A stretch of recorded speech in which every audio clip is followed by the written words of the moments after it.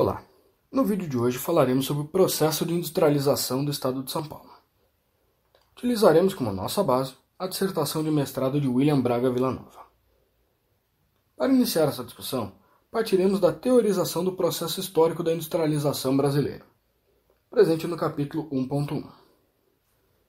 Houveram três linhas de pensamento: o pensamento cepalino, que introduziu a ideia de industrialização por substituição de importações, causada pela crise no comércio internacional e pela redução na capacidade de importações. A segunda linha foi a teoria de dependência econômica, que relaciona o processo ao capital externo, sendo assim, um processo não autônomo, que depende da atratividade para esse tipo de capital.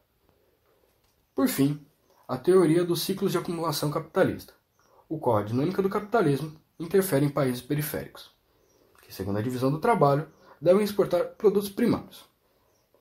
O capital ocioso gerado por essas exportações, durante ciclos prósperos, posteriormente serão usados para a produção local, com o intuito de substituir produtos anteriormente importados. Capítulo 1.2 Gênese do capitalismo no Brasil. Para resgatar o debate acerca da industrialização brasileira, é necessário observarmos as estruturas sociais que se formaram ao longo de um processo histórico. De acordo com Milton Santos, a condição necessária para que seja possível entender a evolução das forças produtivas capitalistas é a historicização. É a partir daí que podemos observar que as relações entre a entrada de imigrantes e a substituição do trabalho escravo, o desenvolvimento da pequena produção mercantil e o assalariamento nas lavouras cafeeiras, como responsáveis pela evolução do capitalismo no Brasil. Apesar de que esse processo ainda estava fortemente ligado a um passado colonial, foi um processo que possibilitou a diferenciação social dentro do primitivo modo de produção que dirigiu o Brasil para se tornar uma economia capitalista. De acordo com Milton Santos, para qualquer estudo urbano e industrial, que é um objeto geográfico, existe a necessidade de voltarmos ao processo histórico. Isso porque, na medida em que na configuração territorial são criadas estradas, plantações, casas, depósitos, portos, fábricas e cidades, essas são resultado de uma produção histórica e tende a uma negação da natureza natural, que passa a ser substituída por uma natureza humanizada. O desenvolvimento de forças produtivas capitalistas no país originou-se em uma transição de uma economia colonial caracterizada por um modo de produção escravista para um modo de produção mercantil, que emerge no antigo espaço do Brasil pós-independência. O antagonismo entre esses modos de produção se estabeleceu na troca da hegemonia portuguesa pelo capital industrial inglês. A partir do momento em que houve a abertura dos portos, surgiu a primeira dualidade brasileira, transformando as formas de exploração do trabalho. Antes de 1822, havia dentro de uma estrutura social brasileira um caráter primitivo da exploração do trabalho escravista com o sistema de propriedade feudal.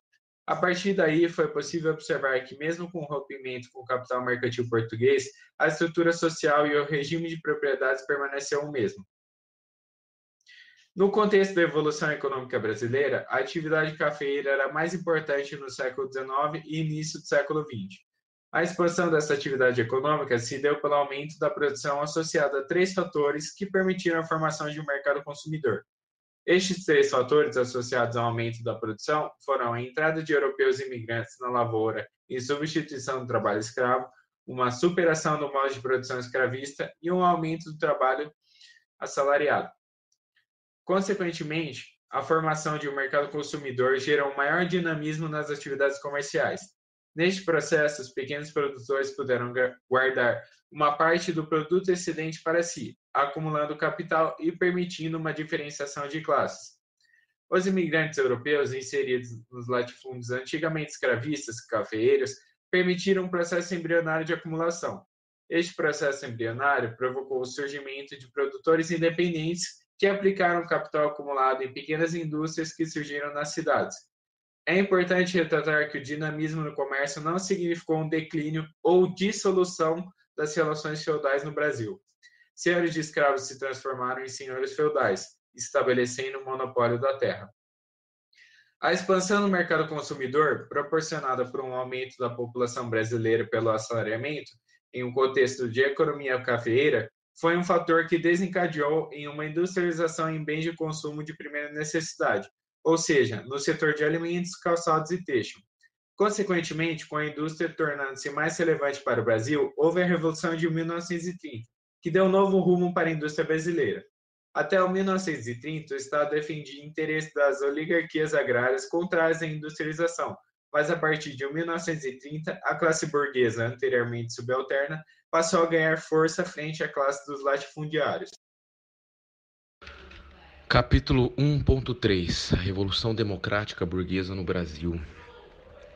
Antes é necessário entender que o método utilizado para ter uma compreensão em todos os acontecimentos que serão apresentados é o materialismo histórico. Mas o que é o materialismo histórico? É um método utilizado para compreender as relações que há entre o trabalho e a produção de bens ao longo da história. Logo, essa concepção materialista percebeu que os meios de produção são os que determinam as características da sociedade. Dito isso, podemos ressaltar a instauração no Brasil de uma revolução democrática burguesa, e esse é o ponto de partida para o entendimento das mais diversas transições dos modos de produção. Para isso, trazemos a ideia de Marx: um modo de produção só irá desaparecer quando o modo conseguinte estiver com todas as suas forças produtivas desenvolvidas. Então aqui já entendemos a essência da Revolução Democrática Burguesa, pois a transição de uma organização social para outra irá ocorrer diante de revoluções. Bom, até aí tudo certo, mas o autor destaca o surgimento da Revolução de 1930, que era uma revolução democrática burguesa, como sendo a causa da modernização. E como estava o Brasil nessa época? O Brasil era uma economia agroexportadora, consolidado como o principal produtor de café, que garantia um constante aumento das exportações. Assim, as fortes entradas de capital estrangeiro no Brasil foram inevitáveis. Então, a Revolução de 1930 levaria ao processo de modernização das estruturas econômicas do país, ou seja, o polo agrário exportador seria substituído pelo capitalismo industrial. A partir desse momento, consolida a Revolução Burguesa, a qual foi sendo mantida e conduzida pelo aparelho político estatal. Vale a pena ressaltar que a Revolução de 1930 não afetou de forma substancial a estrutura de dominação. Mas como assim? Foram mantidas certas prerrogativas básicas das elites tradicionais. É como se não mudasse alguns privilégios e liberdades que as elites tradicionais possuíam na época. E por isso que essa revolução foi um processo de modernização conservadora. A difusão dos valores burgueses na sociedade brasileira levou ao desenvolvimento de uma intelectualidade ligada ao desenvolvimento econômico do país. Intelectualidade que orientaria o desenvolvimento industrial junto à estrutura de poder. A superioridade da burguesia industrial brasileira se deu pela sua direção moral e intelectual. Pode-se dizer, portanto, que a burguesia nacional passou a conduzir a vida política e econômica do Brasil sem estar em gozo de poder. Os seus interesses viriam a ter importância cada vez maior. Outro ponto relevante, o Pacto Político de Poderes foi a chave para o desenvolvimento econômico. Nesse esquema de poder, o industrialismo seria desenvolvido praticamente pela atuação da elite industrial ao lado de outros grupos que foram fundamentais no Pacto Político Nacional. O esquema de poder assegurou a expansão econômica através de influência de duas correntes convergentes, o pensamento autoritário e o pensamento industrialista. Mas pensamento autoritário? Sim, o Estado autoritário instaurado a partir de 1937 tinha também o papel de garantir a emancipação econômica do país.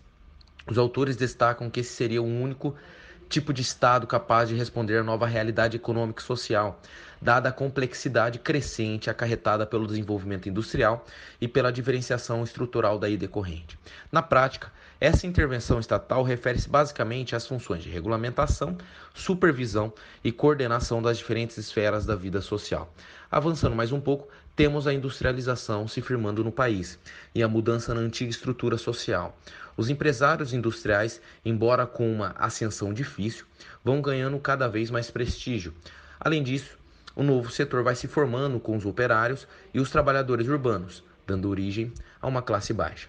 A expansão industrial, fruto de todo esse processo, irá gerar uma época de revoluções, pois diante do novo modo de produção que consolida no Brasil, irá se formar uma nova superestrutura jurídica e política, uma nova consciência social, a qual Marx se refere como sendo a mola propulsora de uma época de revolução social. Essa superestrutura jurídica e política terá como fator de coesão o Estado. O Estado, portanto, conforme as palavras de Fioravante, será um poder colocado acima da sociedade e que irá amortecer o choque desses antagonismos para que as classes não se devorem e não consumam a sociedade numa luta estéril. o Estado Nacional e o processo substitutivo de importação.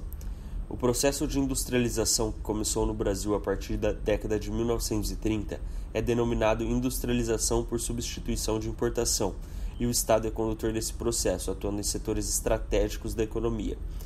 A depressão da década de 30 foi um gatilho para esse processo de industrialização, uma vez que a atividade industrial estava em baixa, a oferta de produtos diminuiu e os preços no mercado mundial se elevaram, forçando o Brasil a produzir o que antes era importado, principalmente bens de consumo não duráveis. No primeiro governo Vargas, houve um crescimento da produção industrial sem insumos, das importações de matéria-prima e dos bens de produção. O país tinha um atraso tecnológico, então foi necessária uma reforma cambial para permitir a importação de insumos. Alguns itens tinham prioridade em detrimento de outros, para tornar mais competitiva a produção interna dos artigos importados. A retomada do crescimento veio com Dutra, quando forçado a adotar políticas para controle da balança comercial. Naturalmente, houve subsídios para a importação de insumos, bens de capital e bens intermediários, sempre objetivando auxiliar o crescimento industrial.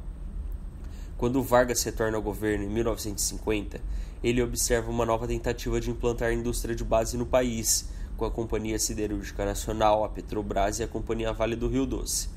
Com Café Filho e a Instrução 113 da SUMOC, era permitida a entrada de máquinas e equipamentos sem cobertura cambial. Kubitschek, com o plano de metas, tentou mesclar o crescimento econômico com a entrada de capitais externos, mas sempre com investimentos na infraestrutura nacional. Quando os militares assumem o poder, adotam um modelo pautado na entrada maciça de capital estrangeiro associado com o capital privado nacional, e o Estado, levando o Brasil a um crescimento econômico ao longo das décadas seguintes. O processo de industrialização brasileira foi iniciado pelo Departamento de Bens de Consumo Não Duráveis, depois, em 1950, pelo crescimento da produção de bens de consumo duráveis, que são eletrodomésticos e automóveis, e, por fim, na década de 70, um desenvolvimento mais sólido do Departamento Produtor de Bens de Capital.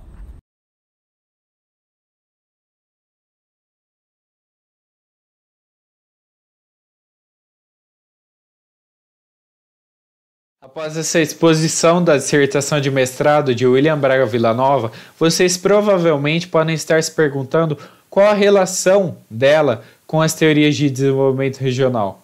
Eu vou explicar para vocês então.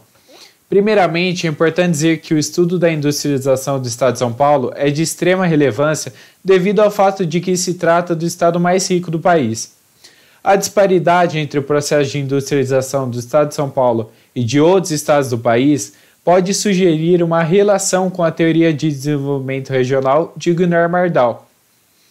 Ao contrário de Albert Hirschman, Myrdal obtinha uma visão pessimista sobre a concentração espacial das atividades econômicas. Para ele, nos países de menor desenvolvimento econômico, os efeitos propulsores de desenvolvimento não eram suficientes para neutralizar os efeitos de polarização. Já a visão de Hirschman era mais otimista. Ele enunciou outros dois efeitos.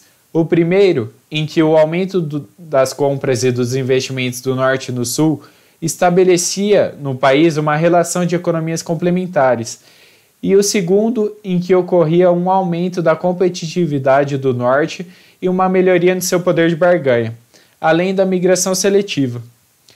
Podemos observar que no Brasil as economias regionais não se tornaram eficientemente complementares, criando uma enorme desigualdade regional.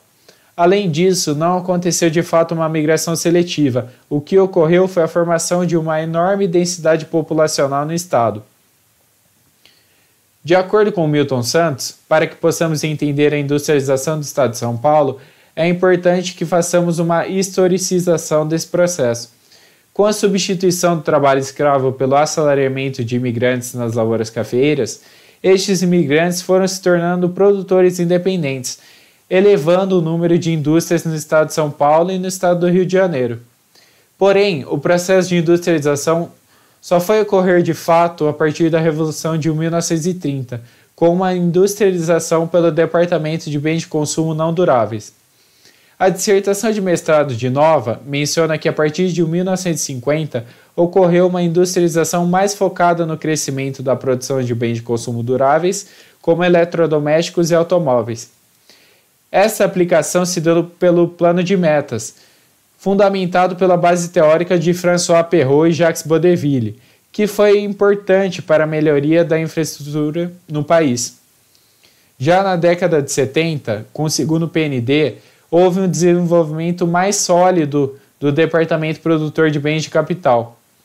De acordo com Nova, o projeto militar era pautado na entrada maciça de capital estrangeiro, associado com o capital privado nacional e o Estado, levando o Brasil a um crescimento econômico ao longo das décadas seguintes. Por fim, nas últimas duas décadas do século XX, predominaram os planos de privatizações e abertura comercial e financeira, pautados em um discurso menos focado em teorias de desenvolvimento regional e mais em um discurso neoliberal.